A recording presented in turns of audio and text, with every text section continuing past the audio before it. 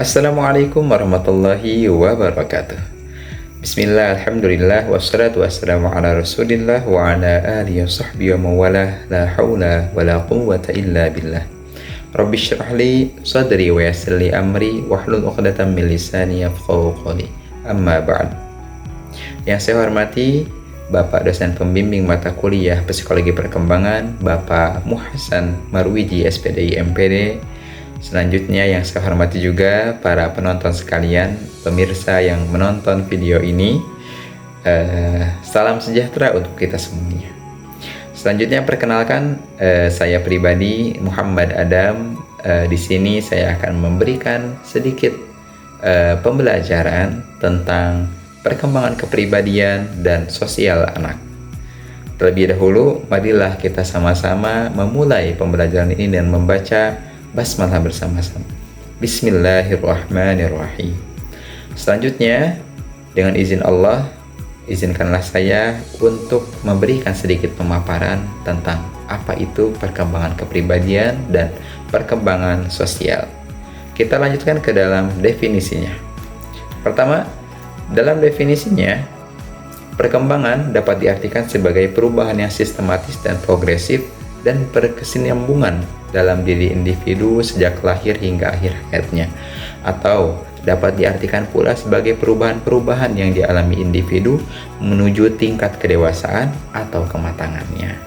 Nah, dari sini disimpulkan bahwa perkembangan ialah sebuah proses perubahan yang dialami seorang individu dalam menuju tingkat kedewasaan atau kematangan seorang anak, ya. Karena kita sedang membahas anak di sini, jadi kita identikan individu tersebut dengan bahasa anak. Selanjutnya, kita akan membahas tentang kepribadian. Apa itu kepribadian? Kepribadian adalah cara keseluruhan seseorang individu bereaksi dan berinteraksi dengan individu yang lain. Kemudian di sini ada pendapat ahli. Menurut Khojaningrat, pengertian kepribadian adalah beberapa ciri watak yang diperlihatkan seseorang secara lahir, konsisten, dan konsekuen dalam bertingkah laku sehingga individu tersebut memiliki identitas khusus yang berbeda dengan orang lain.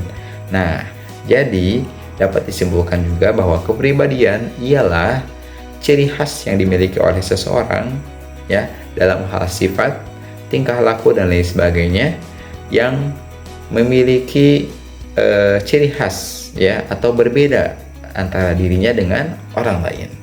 Selanjutnya, jika digabungkan, perkembangan kepribadian pada dasarnya berarti meningkatkan diri seseorang baik dari luar maupun dari dalam untuk membawa perubahan yang positif bagi hidup seseorang. Nah, sampai sini bisa dipahami kan apa itu perkembangan kepribadian?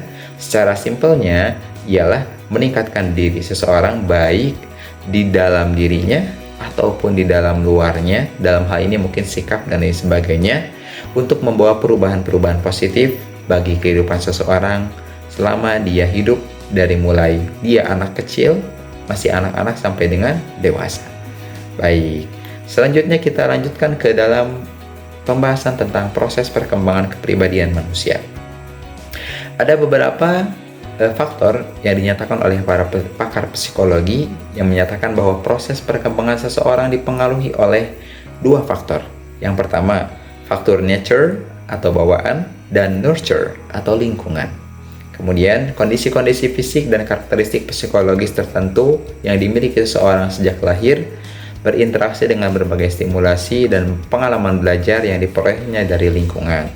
Dalam hal ini, lingkungan keluarga dan sekolah menjadi kunci pembentukan kepribadian seseorang di tahun-tahun awal perkembangan sehingga sebelum masa remaja mereka. Nah, selanjutnya kita akan membahas tentang proses perkembangan kepribadian manusia. Timbul pertanyaan, kepribadian manusia itu apakah dibentuk oleh lingkungannya? Nah, kira-kira jawabannya apa? Bagus, betul sekali.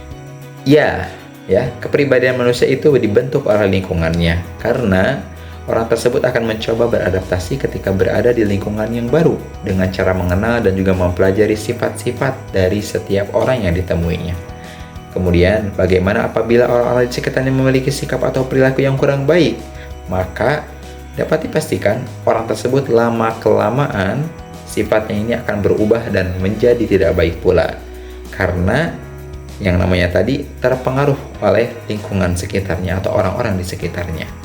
Contohnya ialah ketika anak kecil yang tadinya pemalu, jarang berbicara dengan orang lain bisa berubah menjadi aktif ataupun malah menjadi nakal, tergantung dari pengaruh sekitarnya. Nah, selanjutnya ada tahap-tahap perkembangan kepribadian. Tahap-tahap perkembangan kepribadian setiap individu tidak dapat disamakan antara satu dengan yang lainnya, tetapi secara umum dapat dirumuskan sebagai berikut. Boleh dicek di atas teman-teman semuanya. A. Fase pertama. Fase pertama dimulai sejak anak berusia 1 sampai dengan 2 tahun, yakni ketika anak mulai mengenal dirinya sendiri. Kemudian yang selanjutnya, fase kedua, yakni fase yang sangat efektif dalam membentuk dan mengembangkan bakat-bakat yang ada pada diri seorang anak. Fase ini berlangsung relatif panjang hingga anak menjelang masa kedewasaannya sampai kepribadiannya tersebut mulai tampak dengan tipe-tipe perilaku yang khas yang tampak dalam hal-hal berikut. Yang pertama, dorongan-dorongan atau drives. Yang kedua, naluri atau insting. Yang ketiga, getaran hati atau emosi. Yang keempat itu perangai. Yang kelima, intelijensi atau intelligent quotient atau kita sering menyebutnya atau mendengarnya dengan sebutan IQ. Dan yang keenam yang terakhir ialah bakat atau talent. Selanjutnya, fase ketiga. Pada proses perkembangan kepribadian seseorang, fase ini merupakan fase terakhir yang ditandai dengan semakin stabilnya perilaku-perilaku yang khas dari orang tersebut. Pada fase ketiga ini juga terjadi perkembangan yang relatif tetap, yaitu dengan terbentuknya perilaku-perilaku yang khas sebagai perwujudan kepribadian yang abstrak. Ya, jadi sifatnya abstrak. Yang ketiga, setelah kepribadian terbentuk menjadi permanen atau terbentuk secara permanen, maka dapat diklasifikasikan 3 tipe kepribadian. Yaitu, yang pertama kepribadian normatif, yang kedua kepribadian otoriter, dan yang ketiga yakni kepribadian perbatasan. Lanjut ke materi berikutnya, yaitu tentang unsur-unsur dalam kepribadian. Kepribadian seseorang bersifat unik, tiada duanya. Unsur-unsur yang mempengaruhi kepribadian seseorang itu antara lain adalah A. Pengetahuan. Pengetahuan seseorang bersumber dari pola pikir yang rasional yang berisi fantasi, pemahaman, dan pengalaman mengenai berbagai macam hal-hal yang diperolehnya dari lingkungan-lingkungan sekitarnya. Yang kedua, yakni perasaan. Perasaan merupakan suatu keadaan dalam kesadaran manusia yang menghasilkan penilaian positif atau negatif terhadap sesuatu atau peristiwa tertentu. Yang ketiga, dorongan naluri. Naluri merupakan kemauan yang sudah menjadi naluri setiap manusia, dan hal itu dimaksudkan untuk memenuhi berbagai kebutuhan hidup manusia, baik yang bersifat rohaniah atau jasmaniah. Selanjutnya, faktor-faktor yang mempengaruhi perkembangan kepribadian. Perubahan dalam kepribadian tidak bisa terjadi secara spontan, tetapi merupakan hasil pengamatan, pengalaman, tekanan dari lingkungan sosial budaya, rentang usia, dan faktor-faktor dari individu tersebut. Yang pertama, pengalaman awal. Yang kedua, pengaruh budaya. Yang ketiga, kondisi fisik. Yang keempat, daya tarik. Yang kelima, intelijensi. Yang keenam, emosi. Yang ketujuh, nama. Kedelapan, keberhasilan dan kegagalan. Yang kesembilan, penerimaan sosial. Yang kesepuluh, pengaruh keluarga. Dan yang kesebelas, perubahan fisik. Selanjutnya, dalam faktor-faktor menghambat perkembangan kepribadian seseorang, ada 2 jenis faktor. Yang pertama, faktor yang berasal dari dalam. Ciri khasnya, yang pertama, tidak mempunyai tujuan hidup yang jelas. Yang kedua, kurang motivasi dalam hidup. Yang ketiga, faktor usia. Yang keempat, tidak percaya diri. Yang kelima, kurang kreatif. Yang keenam, tidak pernah bersyukur. Dan yang ketujuh, mudah menyerah. Kemudian selanjutnya, faktor dari luar. Yang pertama, ada faktor tradisi budaya. Yang kedua, faktor pengaruh perkembangan zaman. Dan yang ketiga, pengaruh perubahan situasi yang tiba-tiba. Baik, teman-teman semuanya, kita lanjut ke pembahasan selanjutnya tentang perbedaan tanda-tanda kepribadian seseorang antara yang sehat dan yang tidak sehat. Bisa teman-teman semuanya lihat. pada poin-poin di atas, tanda-tanda kepribadian yang sehat, yang pertama itu kepercayaan mendalam pada diri sendiri dan orang lain. Dipahami ya? Dan yang kedua, tidak ragu-ragu. Yang ketiga, tidak malu tapi berani. Yang keempat, tidak merasa minder tetapi mempunyai semangat kerja. Yang kelima, bersikap jujur terhadap diri sendiri. Nah, selain tadi tanda-tanda kepribadian yang sehat, kita akan membahas juga tanda-tanda kepribadian yang tidak sehat. Di antaranya yang pertama, mudah tersinggung atau mudah marah, ya. Yang kedua, menunjukkan kekhawatiran dan kecemasan.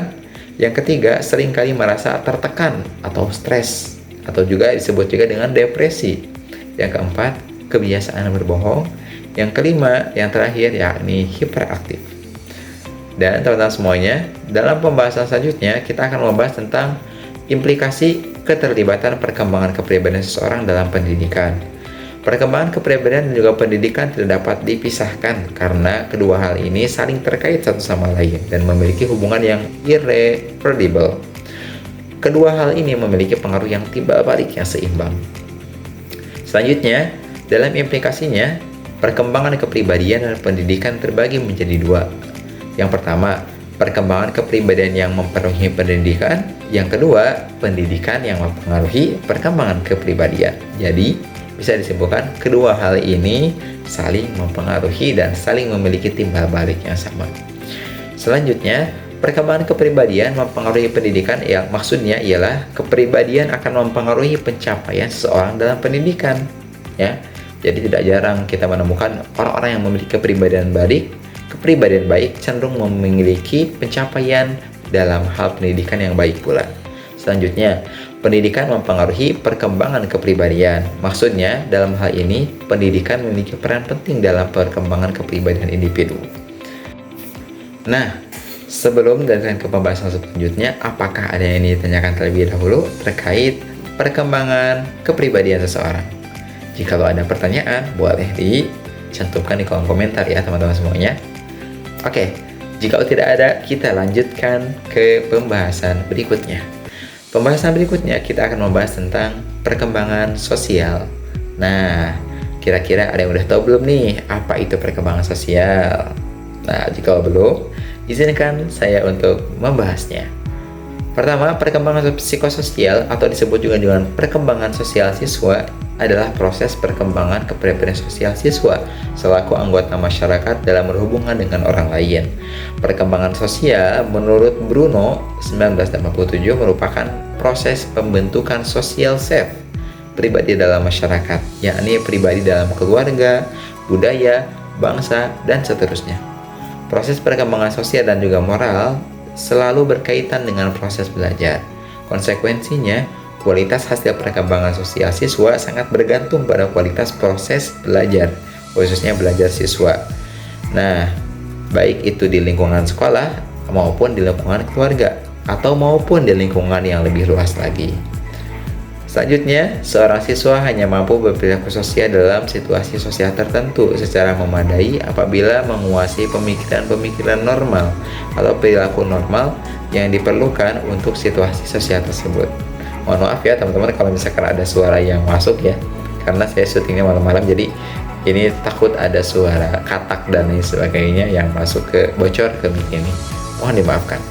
Lanjut ke pembahasan selanjutnya tentang dua macam metode yang diaplikasikan Piaget untuk melakukan studi mengenai perkembangan moral anak dan remaja. Metode pertama yakni observasi terhadap sejumlah anak yang bermain kelereng. Metode pertama ini menanyai mereka tentang aturan yang mereka ikuti. Metode yang kedua melakukan tes dengan menggunakan beberapa kisah yang menceritakan salah dan benar yang dilakukan oleh anak-anak. Selanjutnya, metode ini meminta responden yang terdiri atas anak-anak dan juga remaja untuk menilai kisah-kisah tersebut berdasarkan pertimbangan moral mereka pribadi. Semakin bertambah usia seorang anak, maka semakin kompleks perkembangan sosialnya, dalam arti mereka semakin membutuhkan orang lain. Dan juga tidak dapat dipungkiri bahwa manusia adalah makhluk sosial yang tidak akan mampu hidup sendiri, ya. Mereka pasti butuh yang namanya interaksi dengan manusia lainnya. Interaksi sosial merupakan sebuah kebutuhan kodrati yang dimiliki oleh manusia. Selanjutnya, faktor-faktor yang mempengaruhi perkembangan sosial. Perkembangan sosial anak dipengaruhi juga oleh beberapa faktor, yaitu yang pertama, keluarga, yang kedua, kematangan anak, yang ketiga, status ekonomi keluarga, yang keempat, tingkat pendidikan, yang kelima, kemampuan mental terutama dalam hal emosi dan juga intelijensi. Selanjutnya kita akan membahas tentang pengaruh perkembangan sosial anak terhadap tingkah laku anak. Dalam perkembangan sosial anak, mereka dapat memikirkan dirinya sendiri dan juga orang lain. Pemikiran tersebut terwujud dalam refleksi diri yang sering mengarah ke penilaian diri dan juga kritik dari hasil pergaulannya dengan orang lain. Pemikiran anak juga sering dipengaruhi oleh ide-ide dan teori-teori yang menyebabkan sikap kritis terhadap situasi dan orang lain, termasuk kepada orang tuanya. Kemampuan adaptasi anak sering menimbulkan kemampuan mempersalahkan kenyataan dan peristiwa-peristiwa dengan keadaan sebagaimana yang seharusnya menurut alam pikirannya sendiri. Jadi, pikiran anak-anak ini seringkali dipengaruhi oleh ide-ide yang dari lain, ya, dari entahkah itu dari faktor lingkungannya, teman-temannya, dan lain sebagainya. Selanjutnya ada egosentris. Dalam pembahasan egosentris ada beberapa hal yang kita akan bahas. Pertama, yakni cita-cita dan juga idealisme yang baik. Yang kedua, kemampuan berpikir dan juga pendapat sendiri. Selanjutnya, ganjaran adalah hadiah, adalah bentuk apresiasi terhadap suatu prestasi yang telah dicapai oleh suatu atau sekelompok anak dalam aktivitas tertentu. Pada umumnya, hadiah atau ganjaran diberikan setelah anak tersebut mencapai prestasi atau menghasilkan sesuatu yang dapat dibanggakan oleh temannya ataupun orang tuanya, atau bisa jadi guru dan juga bahkan dirinya sendiri.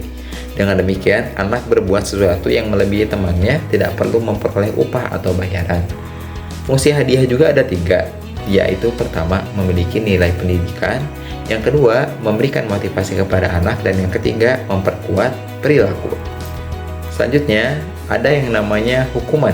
Setelah tadi kita bahas tentang ganjaran dan hadiah, ada juga yang namanya hukuman. Hukuman merupakan sanksi fisik maupun psikis terhadap suatu kesalahan atau pelanggaran yang dilakukan oleh anak dengan sengaja.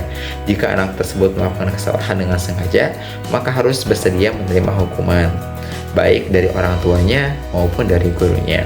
Fungsi hukuman juga ada 3. Yang pertama ialah fungsi restriktif. Yang kedua, hukuman juga sebagai fungsi pendidikan. Dan yang ketiga, hukuman sebagai penguat dalam hal motivasi. Selanjutnya, teman-teman semuanya, ada juga nih syarat-syarat hukuman. Yang pertama, hukuman tersebut sebaiknya hukuman diberikan kepada anak yang membuat kesalahan dan patut mendapatkan hukuman. Yang keduanya, diberikan secara konsisten, ya, atau rutin jikalau anak tersebut memang melakukan kesalahan tersebut dengan rutin. Dan yang ketiga, itu hukuman yang diberikan harus konstruktif atau membangun. Yang keempat, bersifat impresional. Yang kelima, disertai dengan alasan. Yang keenam, dapat digunakan sebagai alat yang mengembangkan hati nurani anak.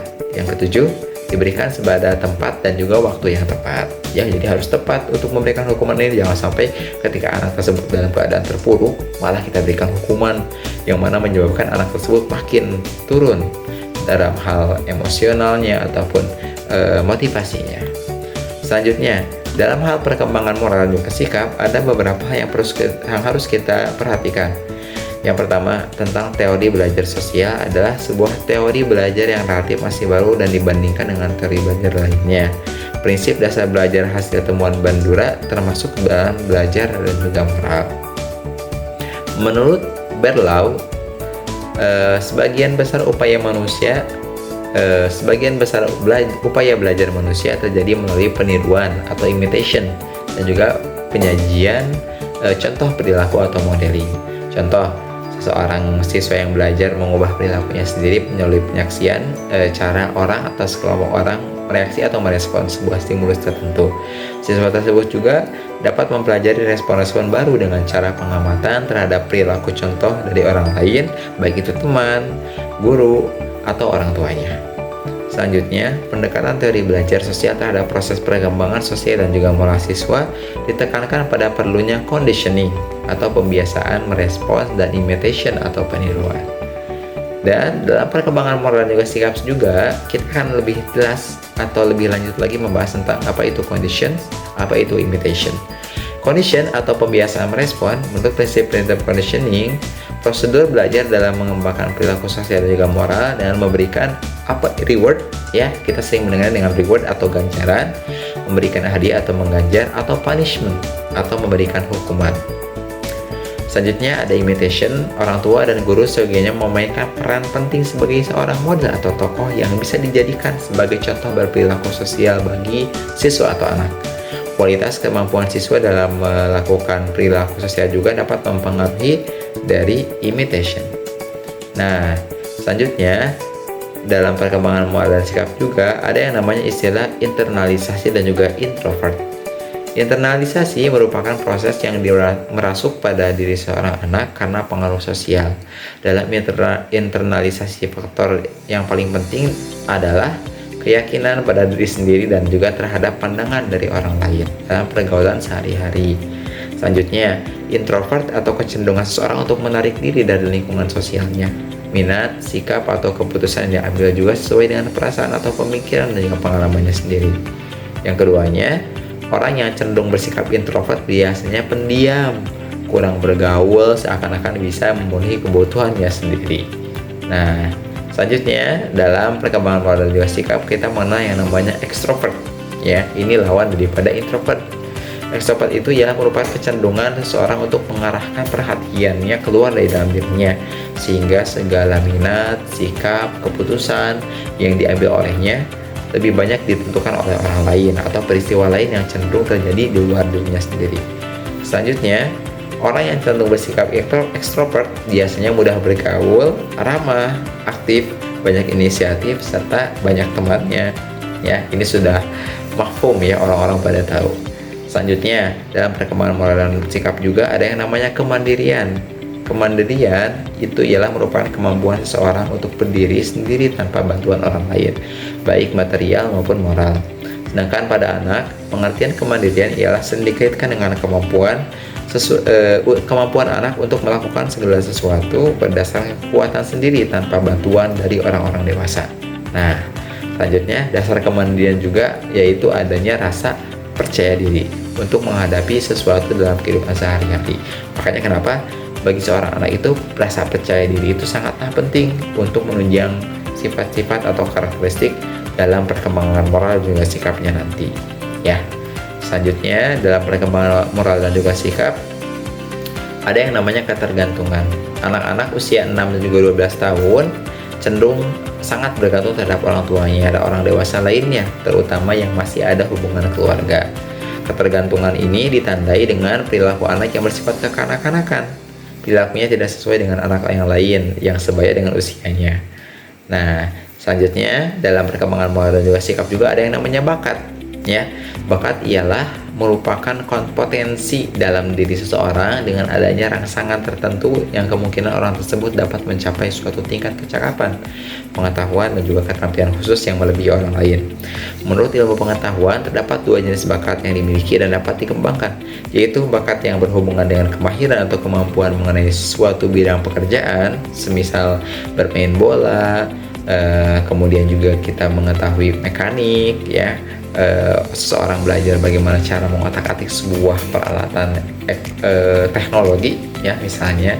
Atau yang keduanya ialah bakat yang diperlukan untuk berhasil dalam tipe pendidikan khusus tertentu, ya, seperti hanya pendidikan pembentukan tentara ataupun polisi. Selanjutnya kita perlu mengetahui cara atau metode untuk mengembangkan bakat anak. Terdapat berbagai macam cara atau metode untuk dapat mengembangkan bakat anak, antara lain dengan yang pertama, memperkaya anak dengan berbagai macam pengalaman. Yang kedua, mendorong encourage atau merangsang anak untuk mengembangkan sesuai minatnya. Yang ketiga, memberikan ganjaran dan juga pujian terhadap hasil usaha agar anak merasakan mendapatkan perhatian atas hasil karyanya. Dan yang terakhir, menyediakan sarana dan prasarana yang cukup agar bakat anak dapat diaktualisasikan. Nah, dari pembahasan-pembahasan tadi, kiranya itu saja pembahasan yang dapat kita bahas tentang perkembangan kepribadian dan juga perkembangan sosial anak. Nah, sebelum saya tutup, saya terlebih dahulu sekali lagi mempersilahkan buat para hadirin sekalian, apabila ada yang ingin ditanyakan atau didiskusikan, ya, kita sharing lebih dalam lagi. dengan cara berinteraksi lewat kolom komentar. Nah, selanjutnya, berhubung kita sudah mencapai penghujung video ini dan juga cuaca di luar saya sedang hujan ya, sudah mulai terdengar suara-suara katak dan juga suara-suara air hujan dan khawatir masuk ke mic ini, saya sudahi presentasi ini dengan membacakan Alhamdulillahirabbil alamin. Segala puji bagi Allah yang sudah memberikan kesempatan dan kepada kita semuanya untuk dapat mengambil pelajaran dari video ini. Dan juga saya ucapkan terima kasih banyak kepada khususnya Bapak Hasan Marwiji selaku dosen mata kuliah Psikologi Perkembangan yang sudah memberikan kesempatan kepada saya untuk mengerjakan tugas ini. Walaupun mohon maaf sekali lagi jikalau tugasnya masih belum sempurna dan masih banyak kesalahan dalam ataupun kekurangan dalam penyampaian saya pribadi.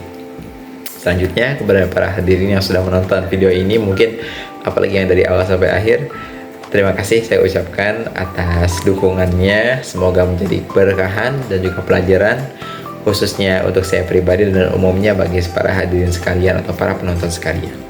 Itu saja mungkin saya sudahi video kali ini. See you next time. Asik, udah kayak YouTubers ya. Mohon maaf. Demam panggung ya. Mohon maaf. Saya ucapkan terima kasih banyak sekali lagi. See you next time. Wallahul muwaffiq ila aqwamit thoriq. Wassalamualaikum warahmatullahi wabarakatuh. Bye bye. Assalamualaikum. Goodbye.